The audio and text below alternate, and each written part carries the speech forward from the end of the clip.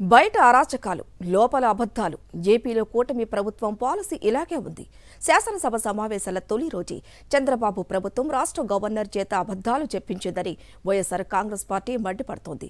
వైఎస్ఆర్సీపీ గత 5 ఏళ్ల పాలనలో అన్ని రంగాల్లో జరిగిన అభివృద్ధి, సంక్షేమం, ఆర్థిక క్రమశిక్షణని గవర్నర్ ప్రసంగంలో సీఎం చంద్రబాబు ప్రభుత్వం పూర్తిగా రివర్స్లో చూపించిందని నేతలు ఫైర్ అవుతున్నారు. గత 5 ఏళ్లలో రాష్ట్రంలో వృద్ధి క్షీణించిందని, చంద్రబాబు పాలనలోనే వృద్ధి అధికంగా ఉందని గవర్నర్ అబ్దుల్ నజీర్తో పచ్చా అబద్ధాలు చెప్పించారు. కానీ గత 5 ఏళ్ల వైఎస్ జగన్ పాలనలో ఆర్థిక వ్యవస్థ అత్యంత పటిష్టంగా ఉందని సాక్షాత్తు సీఎం చంద్రబాబు నిర్వహించిన తొలి ఎస్ఎల్బీసీ సమావేశంలో బ్యాంకర్ల కమిటీనే నివేదిక ఇచ్చింది. అంతేకాదు, వైఎస్ జగన్ హయాంలో వృద్ధి శాతంలో ఆంధ్రప్రదేశ్ దేశంలోనే నెంబర్ 1 స్థానంలో నిలిచింది. ఈ విషయాన్ని సాక్షాత్తు కేంద్ర ప్రభుత్వమే ధృవీకరించింది. కానీ గవర్నర్ ప్రసంగంలో వృద్ధి తీవ్రంగా క్షీణించిందని అబద్ధం చెప్పించింది. అసలు మన ఆంధ్రప్రదేశ్ రాష్ట్రంలో 7 నెలల వరుసగా ఓటాన్ అకౌంట్ బడ్జెట్ ప్రవేశపెట్టడం ఎక్కడైనా చూసామా? అది వీళ్ళు పెడుతున్నారంటే వాళ్ళ హామీలు నెరవేర్చడం చేత కాక ఈ విధంగా ఓటాన్ అకౌంట్ బడ్జెట్కి వెళ్ళారు. ఫుల్ టైం బడ్జెట్ పెట్టడం చేత కాక, పెట్టలేక ఈ విధంగా పెట్టే పరిస్థితి. అంత ఘోరంగా ఈ రాష్ట్ర పరిపాలన ఈ కూటమి ప్రభుత్వం ఆధ్వర్యంలో సాగుతూ ఉన్న పరిస్థితి మనం చూసాం. అలాగే ప్రశ్నించే పార్టీ వైఎస్ఆర్ కాంగ్రెస్ పార్టీ. గత వైఎస్ జగన్ ప్రభుత్వంలో కాంట్రాక్టర్లకు బిల్లులు చెల్లించకపోవడం వలన 25,000 కేసులు కోర్టులలో పడ్డాయని మరో పచ్చి అబద్ధాన్ని కూడా చెప్పించారు.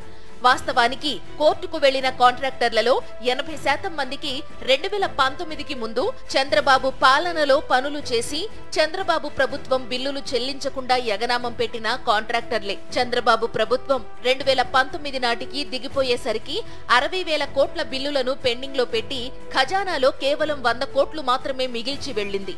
ఈ వాస్తవాన్ని వక్రీకరించి గత వైఎస్ జగన్ ప్రభుత్వంపై అబద్ధాలతో గవర్నర్ ప్రసంగం రూపొందించి బురద జల్లే ప్రయత్నం చేసింది చంద్రబాబు ప్రభుత్వం.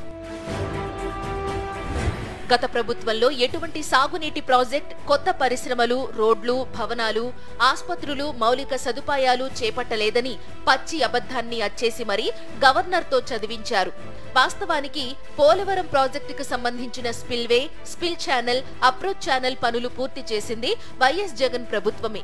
వెలిగొండ టన్నెల్ను పూర్తి చేసింది వైఎస్ జగన్ ప్రభుత్వమే. ఇక పరిశ్రమల విషయానికి వస్తే ఏపీని గత 3 ఏళ్లు వరుసగా ఈజ్ ఆఫ్ డూయింగ్ లో దేశంలోనే నెంబర్ 1 స్థానంగా నిలిపిన ఘనత వైఎస్ జగన్ ప్రభుత్వానికే దక్కుతుంది. గవర్నర్ గారి ప్రసంగంలో 39వ పాయింట్ని కానీ ఒకసారి గమనిస్తే ఈ హామీలను మొత్తాన్ని కూడా అమలు పరచడానికి ఆర్థిక పరిస్థితి బాగలేదు అనే విధంగా అర్థం వచ్చే విధంగా వారు మాట్లాడడాన్ని కానీ గమనించినట్లయితే ఇక ఈ ప్రభుత్వం ఈ పథకాలని ఖచ్చితంగా ఇవ్వదు, ప్రజలకి ఈ పథకాల మీద దృష్టి లేదు, ఈ పథకాలు ఇవ్వకుండా దాటవేసేటటువంటి ప్రయత్నం చేస్తున్నట్టుగా కూడా మనకు చాలా స్పష్టంగా కనపడుతుంది. మరోవైపు ఏపీలో పెద్ద ఎత్తున మౌలిక వసతులను కూడా వైఎస్ జగన్ హయాంలోనే కల్పించారు. మచిలీపట్నం, రామాయపట్నం, మూలపేట పోర్ట్లను ప్రభుత్వం చేపట్టింది. 10 ఫిషింగ్ హార్బర్లను నిర్మించింది వైఎస్ జగన్ ప్రభుత్వమే. నాడు నేడు ద్వారా 43,000 ప్రభుత్వ పాఠశాలల రూపురేఖలు మార్చింది వైఎస్ జగన్ ప్రభుత్వమే. 17 మెడికల్ కాలేజీల నిర్మాణం చేపట్టడమే కాదు, ప్రభుత్వ ఆస్పత్రులను, ఏరియా ఆస్పత్రులను, అర్బన్ హెల్త్ సెంటర్లను దాదాపు 16,000 కోట్లతో అభివృద్ధి చేసింది వైఎస్ఆర్సీపీ ప్రభుత్వం. కానీ గవర్నర్ ప్రసంగంలో మాత్రం అస్సలు ఏమీ చేయలేదంటూ అబద్ధాలను చెప్పింది ప్రభుత్వం. ఇక గవర్నర్ ప్రసంగంలో ఎక్కడా సూపర్ 6 పథకాల అమలుపై ప్రభుత్వం స్పష్టత ఇవ్వకపోవడం ప్రజలకు షాక్ ఇచ్చింది. ఎన్నికల్లో కూటమి ప్రజలకు ఇచ్చిన హామీలు ఈ ఏడాది అమలు చేస్తారో లేదో కూడా ఎక్కడా గవర్నర్ ప్రసంగంలో ప్రస్తావించలేదు. పూర్తిస్థాయి బడ్జెట్ ప్రవేశపెట్టాల్సిన ఈ సమయంలో ఓటాన్ అకౌంట్ బడ్జెట్ ను ప్రవేశపెట్టడం కూడా ప్రజలకు ఇచ్చిన హామీలను అమలు చేయకుండా ఎగనామం పెట్టాలన్నదే ప్రభుత్వ ఉద్దేశమని వైఎస్ఆర్ కాంగ్రెస్ పార్టీ విమర్శిస్తోంది.